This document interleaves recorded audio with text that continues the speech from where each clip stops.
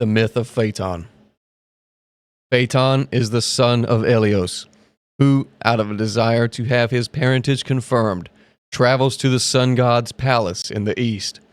He is recognized by his father and asks for the privilege of driving his chariot for a single day. Despite Helios's fervent warnings and attempts to dissuade him, counting the numerous dangers he would face in his celestial journey and reminding Phaeton that only he, Helios, the sun god, can control the horses, the boy is not dissuaded and does not change his mind. He is then allowed to take the chariot's reins. His ride is disastrous, as he cannot keep a firm grip on the horses. As a result, he drives the chariot too close to the earth, burning it, and then too far from it, freezing it.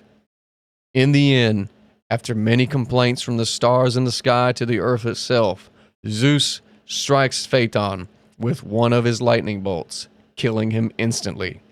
His dead body falls to the earth into the river Eridanus, and his sisters, the Heliads, cry tears of amber and are turned to black poplar as they mourn him. The moral: those who grasp at powers beyond their strength bring ruin not only to themselves, but also to the world around them.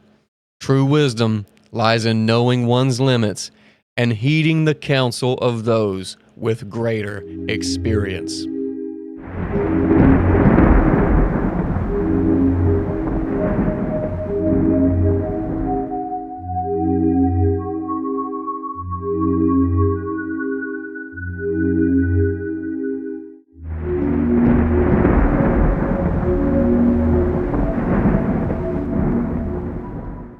Howdy y'all, Bristol here. Thanks for clicking the video. To my new subscribers over the last month, welcome. I greatly appreciate you. I hope you enjoy the content provided.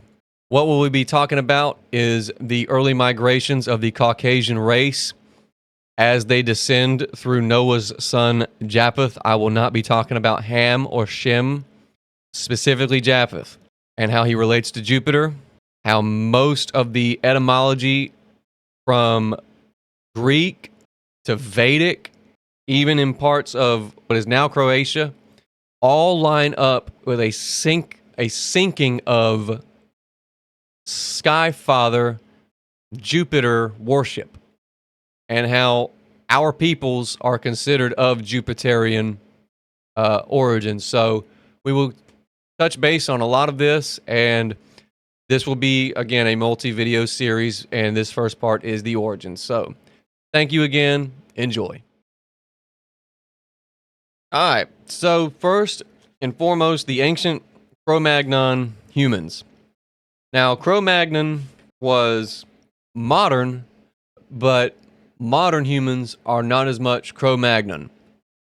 Over the course of 30,000 years, you get genetic admixture, you get interbreeding with other, and meaning like from Homo erectus, Homo sapiens, stuff like that. Denisovan. So I will be reading briefly my boy Robert Sepper's book, Species with Amnesia. I highly recommend Robert Sepper. Phenomenal. Chapter 3, page 35. Cro-Magnon first showed up in the fossil record just under 40,000 years ago, and officially lasted until about 10,000 years ago, roughly the start of the current Holocene age. This period is known as the Paleolithic Age in anthropology, commonly referred to as the Ice Age. The name Cro-Magnon derives from the Abri de Cro-Magnon, meaning rock shelter or the big cave in the local dialect of southwest France, where the French geologist Louis Lartet found the first specimen in 1868. Current scientific literature prefers the term, quote, European early modern humans instead of Cro-Magnon. Anthropologist Richard C. Leonard writes, an anthropological fact usually ignored in popular TV shows and documentaries is that there are notable differences between the Eastern and Western types of Upper Paleolithic man. In such shows, the terms Cro-Magnon and modern man are used as if they were synonymous, whereas strictly speaking they are not. All Cro-Magnons are modern, but all moderns are not Cro-Magnon. Eastern European types are definitely different from, quote, Western Cro-Magnon man, both physically and culturally. The Western is known as Cro-Magnon, but the Eastern are known by various other names such as Brunman, Predmost, or Combekapel, wherever the remains were first found. He then goes on to describe how the Eastern types were shorter in stature, had less cranial capacity than the taller, bigger Western Cro-Magnon. He goes on to say on the next page of 36, indeed, Cro-Magnon's geographical distribution in Europe lies closest to the western part of Europe and North Africa, especially and probably most interestingly on a number of nearby Atlantic islands. The main museum in Las Palmas, Canary Islands, off the western African coast, claims to house the world's largest collection of Cro-Magnon skulls, as well as their well-preserved mummies. So what exactly is unique about Cro-Magnon versus other fossils of the same period? The various Eastern European types are so similar that they are commonly lumped together as one by many mainstream anthropologists. In other words, Western Cro-Magnon man differs from all the other types.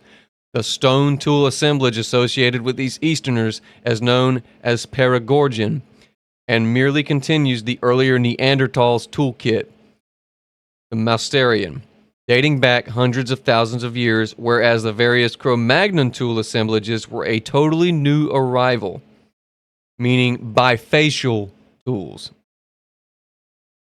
He says right here, quote, around 35,000 to 40,000 years ago, suddenly something very new turned up in the archaeological record, with a very different set of sophisticated stone tool technology. The Cro-Magnon tool assemblage was labeled, quote, Aurignation, and seemed to appear out of nowhere. Professor Bordes, the former director of the Laboratory of Prehistory at the University of Bordeaux, explains, the Aurignation tool tradition, without doubt, originates outside of Europe, ready-made, although from where is still a mystery. And guys, looking at their cave art, this is with the animals and the dots here representing different celestial bodies as far as constellations and the 13 phases of the moon. These people were not dumb. They were very, very in tune with everything, and they didn't play around, man. Like it was survival back then, and observing the earth, having an appreciation for what was around them, enough to artistically document within the walls of the caves they dwelled.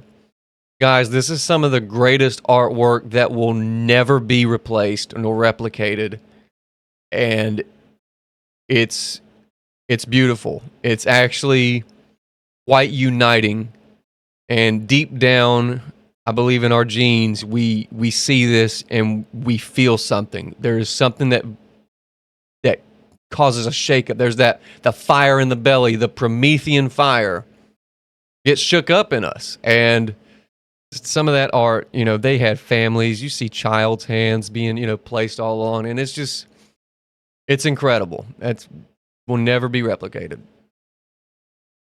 Also, ironically, in the movie Castaway, he uses the same methods that Cro-Magnon would use to count not only the days of the month, but tracking the sun along the wall throughout each individual day. Again, these people were so in tune. And also, if you really think about the movie Castaway, he was on the old world for a time and had to use that Promethean fire that was gifted to us to construct the raft. He then set sail on the chaotic waters, which would end up being the final part of his initiation into the new world. Water being a symbol of purification in the occult.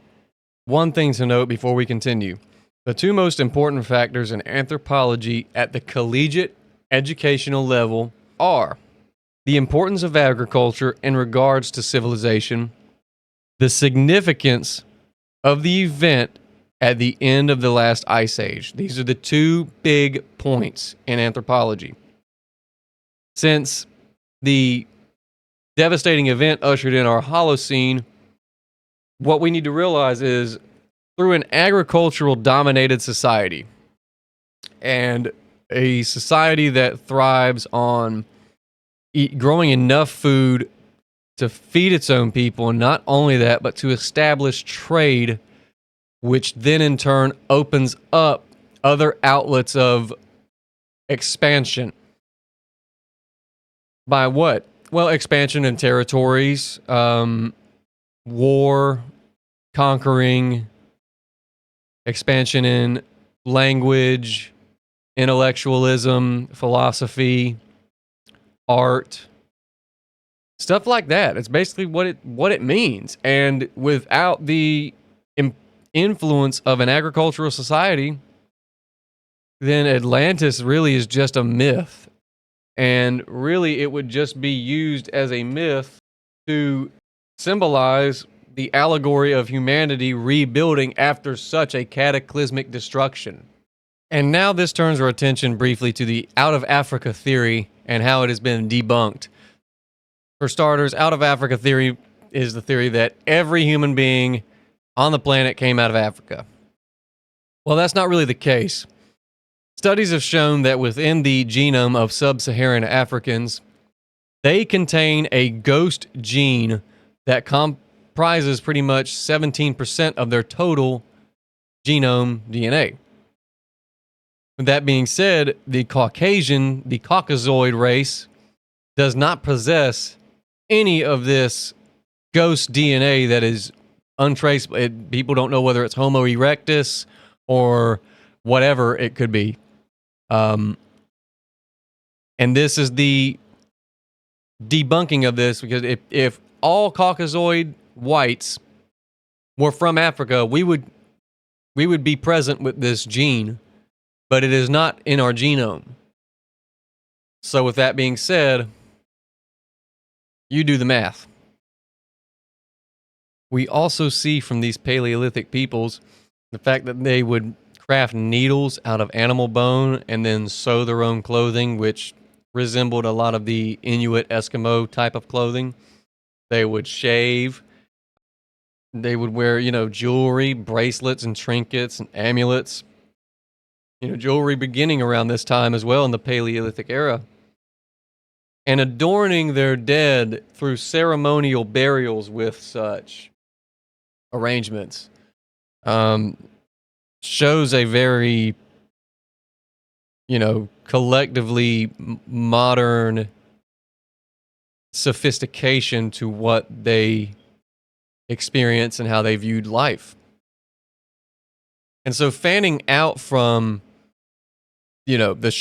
France to Spain to North Africa to the shores of West Africa, the Canary and Azores Islands, we see that these people clearly had a way of transportation at this time. They were not that dumb, you guys. Again, they were studying the sky, and they realized that Scorpio and Taurus were opposite each other, and they realized how Taurus really brought in that fertility of regrowth in the earth. And I know we, talked about how March is the rebirth, the resurrection. He has risen and all that from the last video, but this is how they saw it during their times. And so we can sit there and already see the attributes that most likely caused Atlantean travel by these Paleolithic Cro-Magnon Caucasian people. Getting to the North American side, we see the bifacial tools, the bifacial arrows, and what are known as Clovis points in the United States. And you can find the Clovis point, all these fossil records scattered throughout the United States. The flint used to make a lot of these spearheads was from France and Spain, particularly, but really France. And so that shows you that there were people moving around as far back as the Paleolithic era. And the atoll tool, ATL, that helped their spear throwing, it made it go further and it made it travel faster, leads us to what we will be getting into later, right after the deluge and Noah and his ark. So with that being said, Atlos, ATLOS, when translated into Proto-Indo-European, aka Aryan, generally it comes back as noble, the same meaning as Aryan. Also, I would like to read this excerpt from a report out of Ogden, Utah, November 10th, 1929. The blonde-haired children of the 9 feet tall kings. And I quote, "The most amazing discoveries in California were eventually found on Catalina Island. In the 1920s, the island of Catalina was owned by Wrigley Chewing Gum family, who hired Professor Ralph Glidden, curator of the Catalina Museum, to conduct a series of digs on the island under the direction of the museum. What they found made headlines around the world, only to be written out of history books less than 10 years later. In short, Glidden and his team exhumed the remains of 3,781 skeletons of a race of blonde-haired giants. The tallest was believed to be a king who measured 9 feet 2 inches tall, and the average height of skeletons was reported to be around 7 feet. In addition, the team found the remains of a megalithic, quote, Stonehenge-era temple. The selected articles below from 1928 to 1930 detail the discoveries and demonstrate the excitement about them at the time. It says here, and I quote, that a race of magnificent tall white Indians once roamed the Americas long before the first European sailor crossed the Atlantic has been a subject for mild, almost bantering debate amongst archaeologists. None of them took the thing very seriously. It was regarded as picturesque legend, but now amazing new discoveries have confirmed beyond question that white men had already lived in America for centuries when Columbus landed. These finds are the most important in years. New finds on Catalina Island overshadow in richness and significance most of the archaeological finds of recent years. Professor Ralph Glidden, curator of the Catalina Museum, uncovered the overwhelming truth that a fair-skinned, tow-headed, highly intelligent white race lived in the West. He discovered a vast cache of skeletons, urns, heads, wampum, and domestic utensils that is no ordinary Indian relic. Not only does it reveal the existence of a white race, it poses a tragic mystery. Well, folks, made it to the end. Wow, was that not some crazy shit? I appreciate y'all's viewership. As always, hit the like and subscribe. Part 2 is coming out soon. I need a nap. I need a kombucha. And guys, always do your research. Never settle. Keep that fire in the belly. Have a good one.